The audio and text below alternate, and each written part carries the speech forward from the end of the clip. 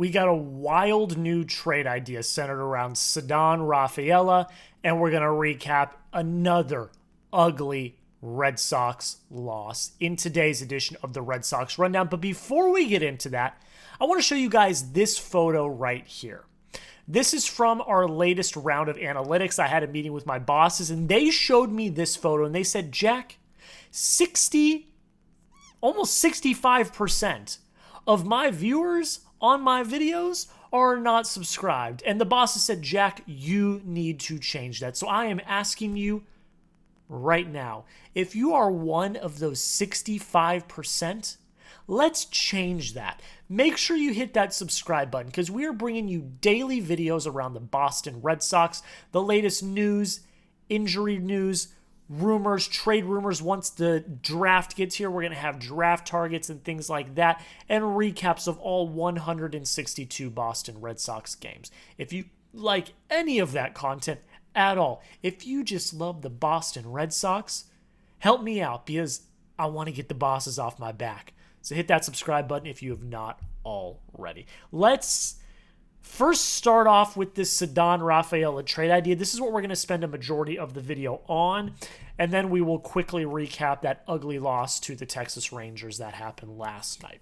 But Kerry Miller of Bleacher Report put out an article that was 8 potential surprise trade candidates at the 2025 MLB Trade Deadline.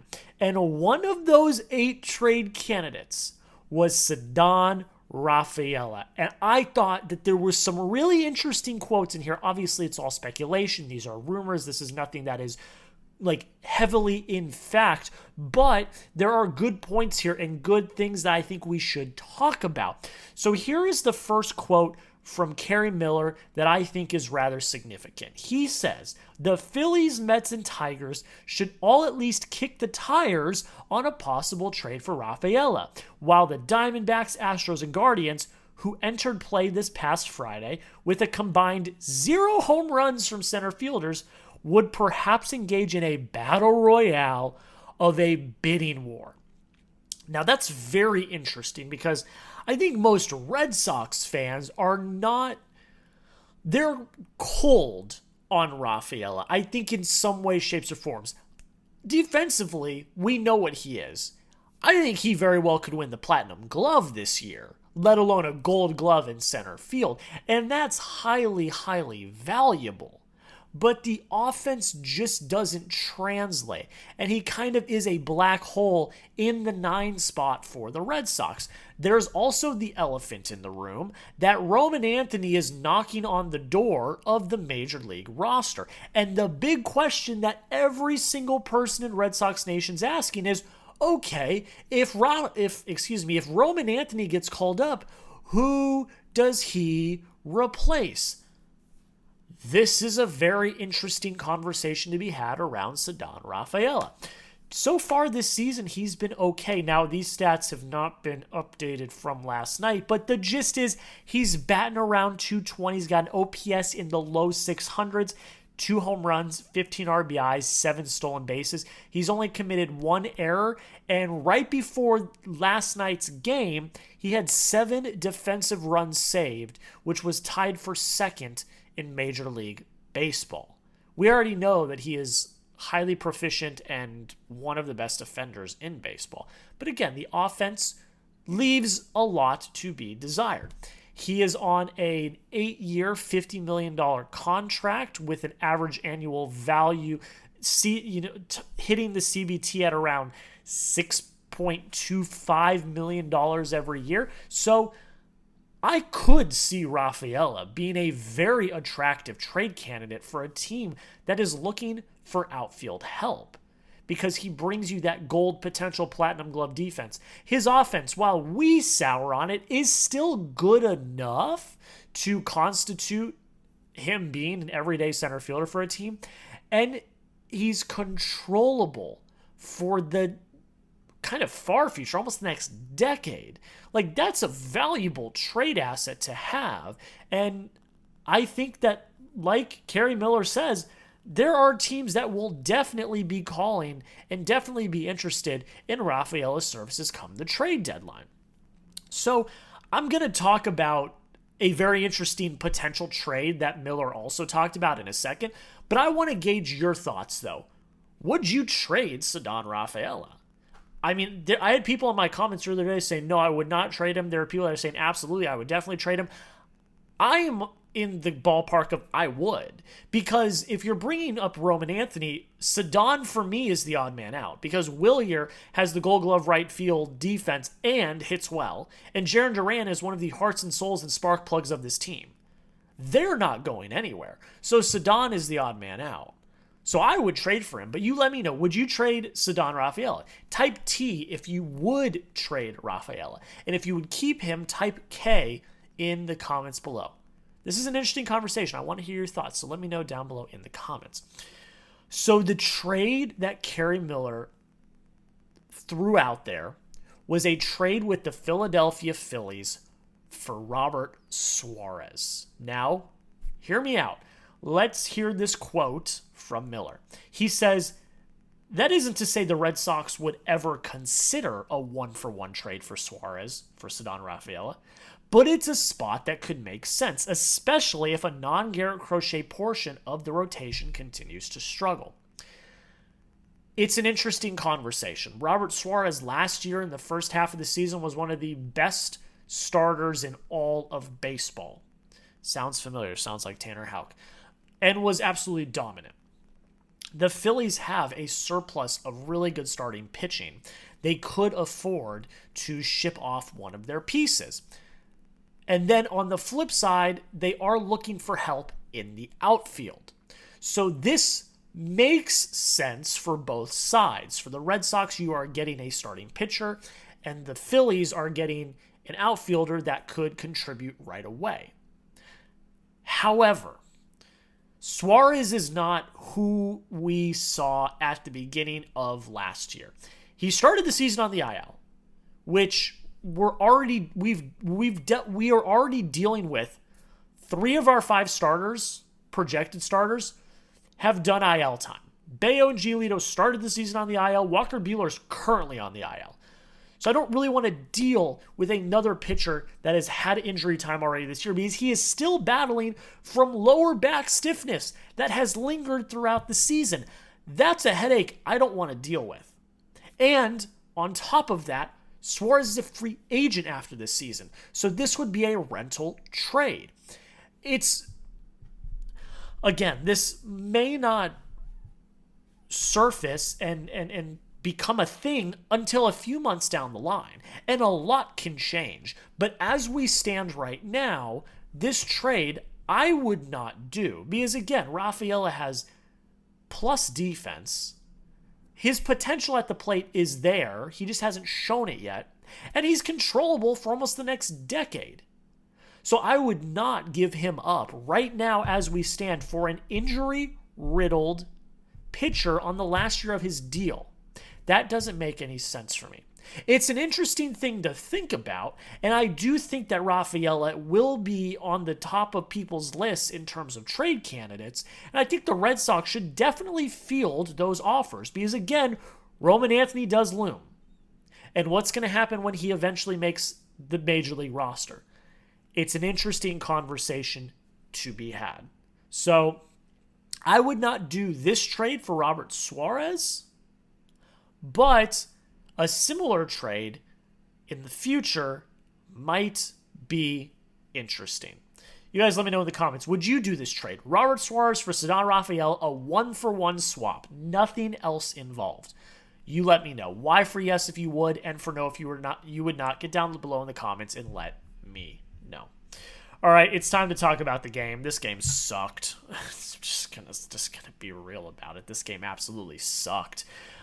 Red Sox lose 6-1 to the white-hot Texas Rangers. I'm saying that sarcastically because they're not. They've been on a downward spiral and have not looked good at all. Nathan Eovaldi gets the win. Just takes the spear and just stabs you in the heart. Chris Murphy came in and shut them down in the 9th. Another spear to the heart. Lucas Giolito didn't look good tonight. Now, look, it was an ugly game. It was raining. This game got delayed. It had a half an hour delay due to rain. And then it was just an ugly game. The weather was horrible. The field was muddy and just disgusting. It was a disgusting game. And you could tell that Giolito was struggling. He went 3 2/3 innings. He gave up 10 hits, 6 runs, 1 walk, and 2 Ks. His third pitch, I forget what it is. Pretty sure it's a splitter, but I could be wrong. He just didn't have grip. He couldn't throw it. His slider, excuse me. He couldn't throw it tonight. He had no grip. And so he was forced to rely on 2 pitches, his change and his four seam. And his four seam, if I was seeing correctly, was maxing out at like 92 miles an hour. So when your 2 pitches are a changeup and a four seam, and your four seam is maxing at 92, that's like BP level stuff. And the Rangers were absolutely dominating him. It was bad. It looked bad. Now again, that was an element weather issue where he physically could not throw one of his pitches because he just could not get grip on the ball. You're a major league pitcher. You need to be able to adapt, though. And the fact that he just basically imploded in the 4th inning, because that's when most of the runs were scored. I think 5 of the 6 runs were scored in the 4th inning. That implosion was just bad. It looked bad. And Cora probably should have pulled him a hitter or 2 before, but they didn't have the bullpen going, and it was a mess. It was just an absolute mess tonight. And bad look for Giolito. That's the second game where Giolito's given up a bunch of runs. He gave up 4, I believe, against Toronto in his debut. Now, again, that was like, he went like 4 2/3 innings or something. It was like that last out, or like 5 2/3, and it was like that last out he couldn't get. That was the case here, too. He had 2 outs, and he gave up a bunch of runs. Like, Giolito needs to finish innings, and he hasn't done that in his first 2 starts. And that is a little discouraging, to say the least. The bullpen was the high note, though. After the 4th, the Red Sox held them scoreless. And that's a really good thing because the bullpen's been the biggest issue for the past, week. Absolutely imploding. Brendan Bernardino came in. He did an inning in the 3rd. He gave up 2 hits. He struck out 4. The star of the show, though, was Sean Newcomb, who went the last 4 innings, only gave up 4 hits. He walked 1 and struck out 3. Sean Newcomb is my MVP of the game, even though they lost, because you saved the rest of the arms in the bullpen. You only had to use Brendan Bernardino and Sean Newcomb. The rest of your bullpen got to rest tonight in ugly weather, in a scrap time game that was lost in the 4th inning. Like, that game was, I literally tweeted, I said, this game is cooked. Like, this game's over. We'll see you tomorrow in the 4th inning. Because I was like, there's no way the Red Sox are coming back from down 6. So for Sean Newcomb to come in and just be like, yep, I'm going to get you guys out of this, was highly, highly valuable. So little tip of the cap to Sean Newcomb. He deserves a little tip of the cap because he came in and saved the Red Sox bullpen tonight when they desperately needed that. All right, and then the lineup. The lineup did absolutely nothing tonight. 6 hits, 12 Ks. Again, double-digit strikeouts with no hits. This is a Little League team. Did they have any errors tonight? No errors tonight, which is good with the horrible conditions. Look, I'm just going to keep it $150. Jarren, Duran, and Trevor Story have been looking not good. They haven't. And they will even tell you that. Tonight, they both went 0 for 4 with 3 strikeouts. They contributed half of the strikeouts tonight. Not good. Not good. Trevor Story's been a black hole in the lineup for the last 2 weeks. He's looked bad at the plate. He looks lost at the plate. And then Jarren Duran has his moments, but then he has nights like tonight where he will do absolutely nothing. He had, I think it was the last out of the game. He did. He had the last out of the game. Or was that Campbell? I don't know. It doesn't matter. He had an opportunity with runners on base and he struck out. Like, that can't happen. The rest of the team, other than Rafaela, who went 0 for 3 as well, but didn't strike out, the rest of the team had hits, but they just didn't convert. Bregman had scored a run. Christian Campbell had the lone RBI of the night, but they just weren't making any solid contact. A few great plays by Wyatt Langford in left, a few great plays by the Rangers in general that robbed potential hits. But this offense just is not cutting it. Like, it was sad when I had to tweet in the 4th inning of the game, when the Rangers had scored their 6th run, I literally tweeted, I said, this game's over, we'll see you guys tomorrow. Because I knew that they had no shot of coming back. And that needs to change. This offense needs to play more like a team. They cannot look for the home run ball. They cannot be like the 2020, 2021 Yankees. They can't. I used to meme on those teams because all they did was strike out and hit home runs. The way this team should be playing baseball, that's not it. You should have runners on base. You should be wreaking havoc. You should be stealing bases. You should be putting together good at-bats. And in the last week or so, the Red Sox have not done that. They need to figure it out because this Texas Rangers team is not good. They are not. And they've shown that they're not a good team. But you crumble again and you play down to your opponent again. You can't do that. Win the games you're supposed to win. Evaldi's great. Maybe tonight's not your night. But are the next 2 games going to be any better? I don't know. And I'm genuinely worried about it. So, at the end of the day, I don't know. You let me know in the comments. What's your panic level with the Red Sox? Scale of 1 to 10. 1 being, I'm good, I'm chill, this team's winning the World Series. To 10 being, we need to fire Cora. We need to trade everyone. This season's over. Let me know in the comments. I'm sitting at probably a 6. Like, there's a lot of time left in the season. Plenty of time left. But the signs so far have not been good. And they need to figure it out sooner rather than later because the Yankees won last night. And they clobbered the Padres. They are adding more padding to their lead. They're 3 games out now, or is it 2.5? One or the other. They are adding to their padding. That can't happen.